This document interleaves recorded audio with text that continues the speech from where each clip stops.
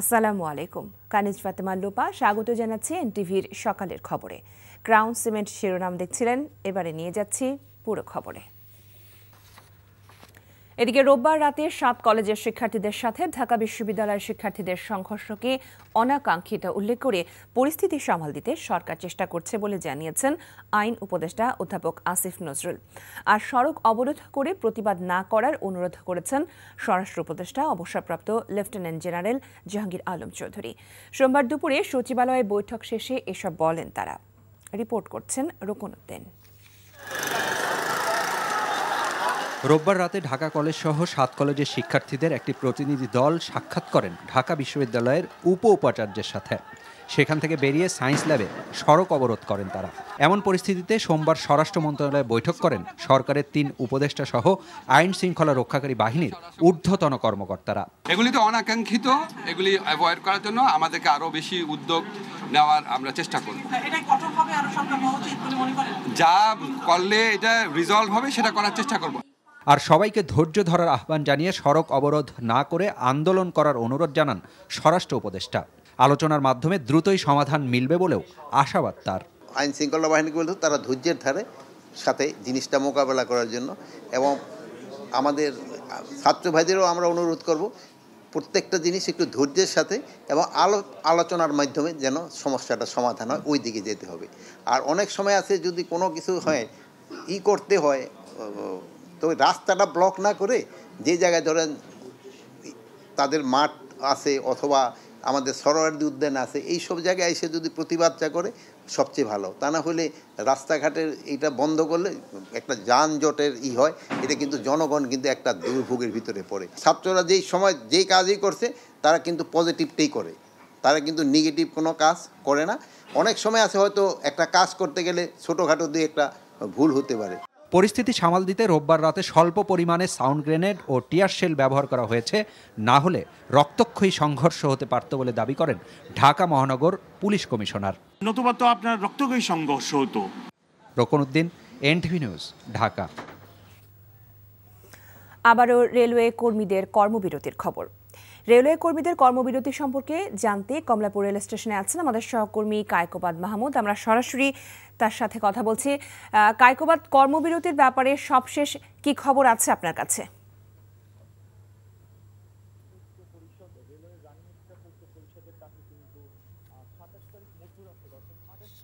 সকাল থেকে কিন্তু কোনো ট্রেন এখন পর্যন্ত ছেড়ে যায়নি কমলাপুর রেল স্টেশন থেকে। শুধুমাত্র গতকাল অর্থাৎ 27 তারিখ 12টার আগে যেসব ট্রেন ছেড়েছিল বিভিন্ন গন্তব্যস্থল থেকে, সেগুলো কিন্তু ঢাকার এই কমলাপুর রেল স্টেশনে আসছে, কিন্তু এখান থেকে কোনো ট্রেন সকাল থেকে ছেড়ে যায়নি। যেমনটি তারা আগে থেকে ঘোষণা দিয়ে যাচ্ছিল রানিং স্টাফ ঐক্য পরিষদ থেকে। তারা যেটি বলেছিল যে তাদের দুটি দাবি মূলত একটি হচ্ছে যে তাদের মূল বেতনের সঙ্গে রানিং অ্যালাউন্স যুক্ত করে তাদেরকে পেনশন সুবিধা দেওয়া এবং একই সাথে আনুষঙ্গিক সুবিধা দেওয়া। এই দুটি দাবির বিপরীতে কিন্তু তারা এই কর্মবিরতি পালন করছে, যেহেতু তারা কোনো সমাধানে আসতে পারেনি। তারা আমাদেরকে যতটুকু বলেছেন, তবে গতকাল রাতে কিন্তু আমরা দেখেছি যে সরকারের পক্ষ থেকে কিন্তু বলা হয়েছিল যে কর্মবিরতিটা প্রত্যাহার করার জন্য, কিন্তু এখন সকাল থেকে দেখা যাচ্ছে কোনো ট্রেন ছাড়েনি। আর এর ফলে কিন্তু ভোগান্তিতে পড়েছে যাত্রীরা। সকাল থেকে কিন্তু যাত্রীরা এখানে এসে বসে আছেন। আর রেলওয়ে স্টেশনে কিন্তু মাইকিং করা হচ্ছে যে যারা টিকিট কেটেছেন তারা কিন্তু ফেরত দিতে পারবেন, যেহেতু কর্মবিরতি চলছে। তারা কিন্তু মাইকিং করে এখানে জানাচ্ছে। আর একই সাথে বলছেন যে যারা অনলাইনে টিকিট কেটেছেন তাদেরকে অনলাইনে ফেরত দিতে হবে, এমনকি যারা রেল স্টেশন থেকে কেটেছেন তাদেরকে এখানে এসে ফেরত দিতে হবে। তো সবকিছু মিলিয়ে এই মুহূর্তে আসলে আমরা কর্তৃপক্ষের দুটি বক্তব্য পাইনি, যাত্রীদের ভোগান্তিটাই আমরা এখানে মূলত দেখতে পাচ্ছি। তো এই ছিল এখানকার সর্বশেষ। লোপা, জানছিলাম রেলওয়ের রানিং স্টাফদের কর্মবিরতির খবর। জামায়াতে ইসলামের আমিরের সাক্ষাতের এক সপ্তাহের মধ্যে ইসলামী বাংলাদেশ আন্দোলনের আমিরের সাথে বৈঠক করল বিএনপি। সোমবার এই বৈঠকে প্রয়োজনীয় সংস্কার শেষ করে দ্রুত সময়ের মধ্যে নির্বাচনী ব্যবস্থা, দ্রব্যমূল্যের ঊর্ধ্বগতিরোধ ও আইন শৃঙ্খলা স্বাভাবিক করা সহ 10 দফার সিদ্ধান্তে ইসলামী আন্দোলন ও বিএনপি একমত হয়েছে বলে জানিয়েছেন দল দুটির শীর্ষ নেতারা। বিস্তারিত দেখুন ইফতেখার রেজার রিপোর্টে। 21 জানুয়ারি বরিশালে গিয়ে ইসলামী আন্দোলনের আমির ও চরমোনাই পীর সৈয়দ রেজাউল করিমের সাথে বৈঠক করেন জামায়াতে ইসলামীর আমির ডাক্তার শফিকুর রহমান। তাদের সেই বৈঠক রাজনৈতিক অঙ্গনে কৌতূহলের জন্ম দেয়। জামায়াতে আমিরের বৈঠকের এক সপ্তাহের মধ্যে সোমবার দুপুরে পুরানা পল্টনে ইসলামী আন্দোলনের কার্যালয়ে দলের ভাইস চেয়ারম্যান বরকতুল্লাহ বুলুকে সঙ্গে নিয়ে আসেন বিএনপি মহাসচিব মির্জা ফখরুল ইসলাম আলমগীর। পরে দল দুটির শীর্ষ নেতৃবৃন্দের মধ্যে আলোচনা চলে প্রায় 2 ঘণ্টা। বৈঠক শেষে গণমাধ্যমে ব্রিফিং করেন বিএনপি মহাসচিব ও ইসলামী আন্দোলনের আমির। এ সময় মহাসচিব জানান, বিএনপি ও ফ্যাসিবাদ বিরোধী শক্তিগুলো এখন থেকে একে অপরের বিরুদ্ধে আঘাত করে কোনো কথা বলবে না। আমি ফ্যাসিবাদ বিরোধী সকল শক্তি দেশ পুনর্গঠনে ঐক্যবদ্ধভাবে কাজ করবে। ফ্যাসিবাদ বিরোধী শক্তিগুলো আগামী একে অপরের বিরুদ্ধে আঘাত করে কথা বলবে না। আগামীতে যাতে আমেরিকার মতো আর কোনো ফ্যাসিবাদী শক্তি ক্ষমতায় আসতে না পারে সে ব্যাপারে আমরা রাজনৈতিকভাবে ঐক্যবদ্ধ থাকব। ইসলামী শরিয়া বিরোধী কোনো সিদ্ধান্ত নেওয়া হবে না এবং ইসলাম বিরোধী কোনো কথা কেউ বলবে না। আর ইসলামী আন্দোলন বাংলাদেশের আমির সুন্দর দেশ গঠনে দেশবাসীর সহযোগিতা কামনা করে বলেন, বিএনপির সাথে আগামীতেও চলবে আলোচনা। আমরা যেন সুন্দর একটা দেশ সামনে ভবিষ্যতে একাকার হয়ে আমরা গঠন করতে পারি, সেভাবে আপনাদের সহযোগিতা আন্তরিকতা এটা আমরা চাচ্ছি। আগামী 1 বছরের মধ্যে সুষ্ঠু ও নিরপেক্ষ জাতীয় নির্বাচনের প্রত্যাশা দল দুটির। Iftekhar Reza, NTV news, Dhaka. প্রধান উপদেষ্টা মোহাম্মদ ইউনূসকে গ্রেগরীয় নববর্ষের শুভেচ্ছা জানিয়েছেন ভারতের প্রধানমন্ত্রী নরেন্দ্র মোদী। নতুন বছরের প্রথম মাসে ২৬ দিন পর ডক্টর ইউনূসকে এর শুভেচ্ছা জানালেন নরেন্দ্র মোদী। সোমবার প্রধান উপদেষ্টার দফতর থেকে জানানো হয়, ইংরেজি নববর্ষ ২০২৫ উপলক্ষে নরেন্দ্র মোদী প্রধান উপদেষ্টাকে শুভেচ্ছা কার্ড পাঠিয়েছেন। তিনি সেখানে লিখেছেন, best wishes for the new year. এদিকে প্রধান উপদেষ্টা ডক্টর মোহাম্মদ ইউনূসকে চিঠি পাঠিয়েছেন ইউরোপীয় কমিশনের president Ursula von der Leyen. চিঠিতে তিনি জানান, ইইউ বাংলাদেশের সঙ্গে বিস্তৃত অংশীদারিত্ব ও সহযোগিতা চুক্তি স্বাক্ষরের পক্ষে। একই সঙ্গে চলমান সহযোগিতা অব্যাহত রাখার পাশাপাশি অংশীদারিত্ব বাড়ানোর জন্য নতুন দিক অন্বেষণের আগ্রহ প্রকাশ করেন উর্সুলা। বিএনপির সর্বোচ্চ নীতি নির্ধারণী ফোরাম দলের স্থায়ী কমিটির বৈঠক অনুষ্ঠিত হয়েছে। সোমবার রাতে গুলশানে দলটির চেয়ারপারসনের রাজনৈতিক কার্যালয়ে এই বৈঠক অনুষ্ঠিত হয়। বৈঠকে ভার্চুয়ালি যুক্ত হয়ে সভাপতিত্ব করেন বিএনপির ভারপ্রাপ্ত চেয়ারম্যান তারেক রহমান। দলের মহাসচিব মির্জা ফখরুল ইসলাম আলমগীর, দলের স্থায়ী কমিটির সদস্য ডক্টর খন্দকার মোশাররফ হোসেন সহ স্থায়ী কমিটির সদস্যরা বৈঠকে অংশ নেন। বৈঠকে দেশের চলমান রাজনৈতিক পরিস্থিতি, দলের পরিকল্পনা, আগামী নির্বাচন সহ বিভিন্ন বিষয়ে আলোচনা হয় বলে জানা গেছে। জাতীয়করণের দাবিতে আন্দোলনে থাকা স্বতন্ত্র ইবতেদায়ী মাদ্রাসার শিক্ষকদের সরকারকে দেয়া 24 ঘন্টার আলটিমেটাম শেষ হবে আজ। শিক্ষকরা বলছেন, এর মধ্যে দাবি পূরণ না হলে দেয়া হবে কঠোর কর্মসূচি। সোমবার ঢাকা বিশ্ববিদ্যালয় চারুকলা অনুষদের সামনের সড়কে অবস্থান কর্মসূচি থেকে তারা এই আলটিমেটাম দেন। বিস্তারিত দেখুন জুনায়েদ আল হাবিবের রিপোর্টে। স্বতন্ত্র ইবতেদায়ী মাদ্রাসাগুলোকে জাতীয়করণ সহ 6 দফা দাবিতে চলতি মাসের 19 তারিখ থেকে অবস্থান কর্মসূচি পালন করছে মাদ্রাসা শিক্ষকরা। টানা 9ম দিনের অবস্থান কর্মসূচির পরেও সরকারের পক্ষ থেকে কোনো সাড়া নেই, তাই ক্ষোভ প্রকাশ করেন শিক্ষকরা। পাশাপাশি রোববারের পুলিশি হামলার তীব্র নিন্দা জানান তারা। জাতীয়করণ নিয়ে যাব, নাহলে নিজের জীবন শেষ করে দিয়ে যাব। জীবনের দরকার নাই, যে জীবনের দাম নাই ওই জীবনে বেঁচে থাকারও কোনো দরকার নাই। এখন লজ্জাবোধ হয় নিজের শিক্ষিকা হিসাবে পরিচয় দিতে। ভিক্ষুক হিসাবে ভালো, শিক্ষার শিক্ষিক হিসাবে ভালো না। আমরা বৈষম্য শিকার, আমরা বাধ্য হয়ে আন্দোলনে যেহেতু নেমেছি, আর ফুটে যেহেতু আমাদের শিক্ষক মূলমতি শিক্ষকের রক্ত জ্বলেছে রাজপথে, আমাদের আন্দোলন অব্যাহত থাকবে। যেভাবে প্রাথমিক শিক্ষা সরকারিকরণ করা হয়েছে, আমাদেরকেও যেন সরকারিকরণ করা হয় এবং জাতীয়করণ করা হয়। 24 ঘন্টার মধ্যে সরকার দাবি দেওয়া মেনে না নিলে কঠোর কর্মসূচির হুঁশিয়ারি দেন শিক্ষক নেতারা। 2013 সালে 26,150 প্রাথমিক বিদ্যালয় জাতীয়করণ করেছে। এর মধ্যে বেসরকারি ছিল, স্যাটেলাইট ছিল, কমিউনিটি ছিল। আমাদের ইবতেদায়ী মাদ্রাসা তখন জাতীয়করণ করা হয়নি। এই জন্য আমাদের এখন কথা, আমরা একমুখে শিক্ষাদান করছি। আমাদের ক্লাস, আমাদের সব কিছু রুটিন এক, সময় ছুটির সময় এক, 10টায় যাই, 4টায় ছুটি, আমরা সব কিছু এক। অতএব আমরা এখন জাতীয়করণ চাই। আমাদের অন্য কোনো দাবি নাই, এখন এক দফা দাবি জাতীয়করণ। জাতীয়করণ ছাড়া আমরা কোনো দাবি মানি নেব না। আমাদের যতদিন জাতীয়করণ ঘোষণা হবে অনির্দিষ্টকালের জন্য চলবে। আগামীকাল দুপুর 2টার ভিতরে যদি শিক্ষা সংশ্লিষ্ট শিক্ষা উপদেষ্টা মহোদয়, মাননীয় প্রধান উপদেষ্টা মহোদয়ের পক্ষ থেকে যদি কোনো সিদ্ধান্ত না আসে, আগামীকাল দুপুর 2টায় আমরা কঠোর কর্মসূচিতে বাধ্য হব। এদিকে সংবাদ সম্মেলনে স্বতন্ত্র ইবতেদায়ী মাদ্রাসার শিক্ষকদের দাবি মেনে নিতে সরকারের প্রতি আহ্বান জানিয়েছেন জমিয়তে উলামা ইসলাম। জুনায়েদ আল হাবিব, এনটিভি নিউজ, ঢাকা। হযরত শাহজালাল আন্তর্জাতিক বিমানবন্দর, সিলেট ওসমানী আন্তর্জাতিক বিমানবন্দর ও কক্সবাজার আন্তর্জাতিক বিমানবন্দর নির্মাণ প্রকল্পে ৮১২ কোটি টাকা আত্মসাতে শেখ হাসিনার সাবেক সামরিক উপদেষ্টা তারিক আহমেদ সিদ্দিকী ও সাবেক সচিব মুহবিল হক সহ ১৯ জনের বিরুদ্ধে পৃথক ৪টি মামলা করেছে দুর্নীতি দমন কমিশন।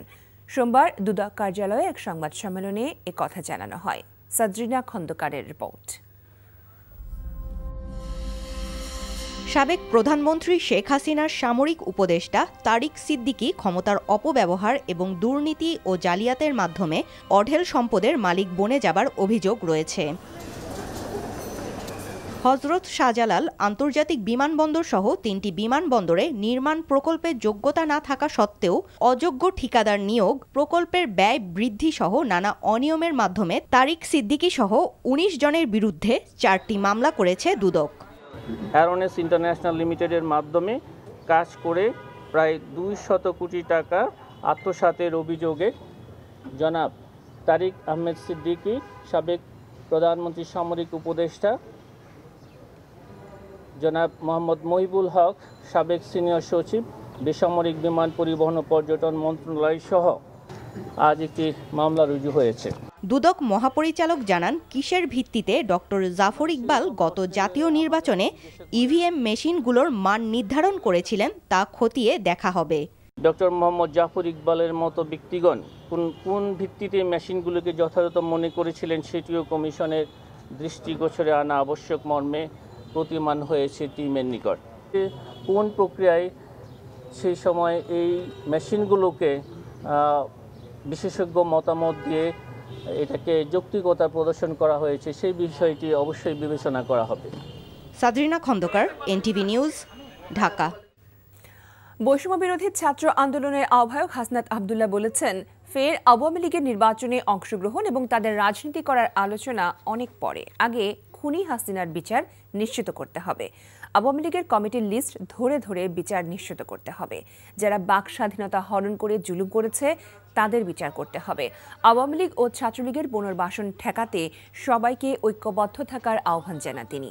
সোমবার বিকেলে চুয়াডাঙ্গা শিল্পকলা একাডেমিতে জাতীয় নাগরিক কমিটির রাইজিং সভায় প্রধান অতিথির বক্তব্যে তিনি কথা বলেন।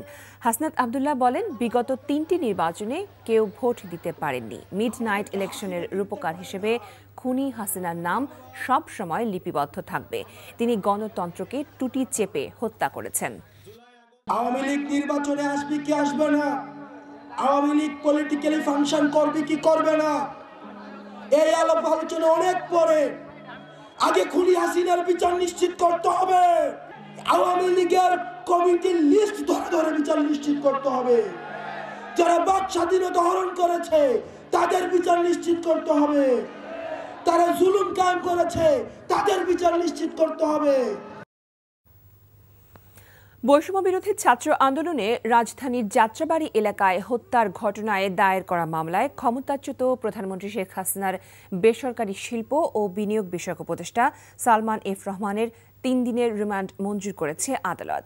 সোমবার সকালে ঢাকা মহানগর হাকিমের আদালতে হাজির করা হয় বিতর্কিত ব্যবসায়ী সালমান এফ রহমানকে।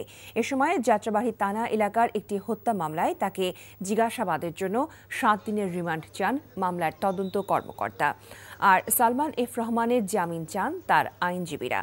রাষ্ট্রপক্ষ ও আসামিপক্ষের শুনানি শেষে 3 দিনের রিমান্ড মঞ্জুর করে আদালত। এছাড়া রাজধানীর বিভিন্ন থানার মামলায় সাবেক আইনমন্ত্রী আনিসুল হক, পুলিশের সাবেক আইজি চৌধুরী আবদুল্লাহ আল মামুন, সাবেক তথ্য প্রযুক্তি প্রতিমন্ত্রী জুনায়েদ আহমেদ পলক, ওয়ার্কার্স পার্টির সভাপতি রাশেদ খান মেনন, জাসদ সভাপতি হাসানুল হক ইনুকে গ্রেফতার দেখিয়ে আদালতে হাজির করা হয়। আদালতে হাজির করা হয় সাংবাদিক দম্পতি শাকিল আহমেদ ও ফারজানা রূপা এবং দেশ টিভির ব্যবস্থাপনা পরিচালক আরিফ হাসানকে। জামায়াতে ইসলামের সেক্রেটারি জেনারেল অধ্যাপক মিয়া গোলাম পারওয়ার বলেছেন, সংখ্যানুপাতিক পদ্ধতিতে আগামী জাতীয় নির্বাচন চায় জামায়াত। অন্তর্বর্তী সরকারের উদ্দেশ্যে তিনি বলেন, নিরপেক্ষ নির্বাচন যতটুকু সংস্কার প্রয়োজন ততটুকু সংস্কার করে দ্রুত নির্বাচন দেয়া হোক। সোমবার দুপুরে সাতক্ষীরার তালা উপজেলা জামায়াত ইসলামী আয়োজিত কর্মী সমাবেশে প্রধান অতিথির বক্তব্যে তিনি একথা বলেন। জুলাই বিপ্লবের ছাত্র জনতার অবদানের কথা তুলে ধরে মিয়া গোলাম পরওয়ার বলেন, তাদের রক্তের ঋণ শোধ করতে হবে। নতুন বাংলাদেশ কল্যাণকর রাষ্ট্র গড়তে সবাইকে ঐক্যবদ্ধ থাকার আহ্বান জানান জামায়াত সেক্রেটারি।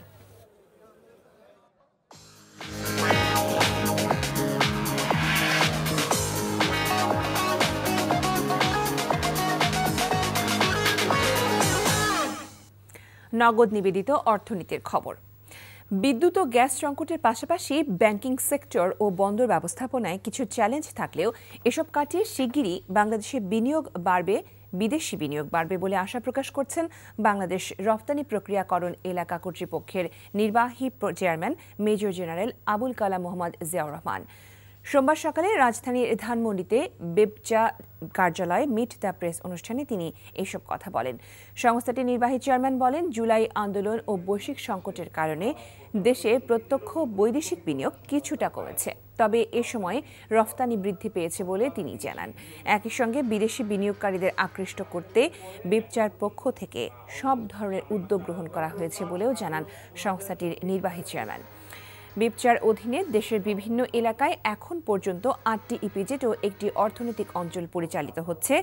আরও 2টি ইপিজেড বাস্তবায়নের এর কাজ চলমান রয়েছে বলে সংবাদ সম্মেলনে জানানো হয়। এই ছিল সকালের খবরে। এই খবরের ভিডিও সহ আপডেট জানতে ভিজিট করুন এনটিভি অনলাইন www.ntvbd.com। এছাড়াও এনটিভির জনপ্রিয় সব অনুষ্ঠান ও খবরের আপডেট জানতে ভিজিট করুন আমাদের ইউটিউব ও ভেরিফাইড ফেসবুক পেজ। সবাইকে ধন্যবাদ এতক্ষণ সাথে থাকা।